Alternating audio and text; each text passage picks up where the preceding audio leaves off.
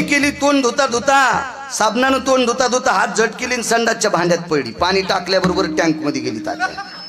आता कस करा, अंगठी 2 लाखाची.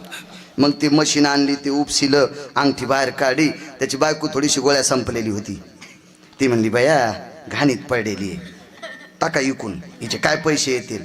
तिला माहीतच नव्हतं ना, 8 वस्तू कधीच बाटत नाहीत. 20 तू कोणाच्याही घरचा घ्या बाटत नाही, आणि सोनं कुठूनही घ्या बाटत नाही. वैकुंठवासी कोठाळकर दादा सांगायचे विठाला. मग ती अंगठी घेतली, ती नवऱ्याला सांगितलं आता संडासच्या टँक मध्ये पडलेली ही काही आपल्याला घरी वापरायचीच नाही, इकायची. पण याने इकायच्या दिवशी सोनं तोळ्यामागे 20,000 आगाव झालतो. अंगठीचे आले 2,40,000. म्हणून संग्रही वृत्ती असू द्या. ही अंगठी लेकराच्या शिक्षणासाठी का, घरी काही अडचण आली असेल त्याच्यासाठी का, कुठं कोपरा निघला असेल त्याच्यासाठी का, घ्यासाठी, याच्यासाठी का, घर बांधायचं असेल तिच्यासाठी का. मोबाईल इकल्यावर काय होणार आहे, काहीच नाही. पाऊस आल्यावर एक टपर खाली आथरायचं आणि दुसरं अंगावर पांघरायचं, कान तरी झाकतो का त्यानं. म्हणजे कुठं पैसे खर्चावं याचंही भान ठेवा. तुम्ही संग्रहित वृत्ती ठेवा.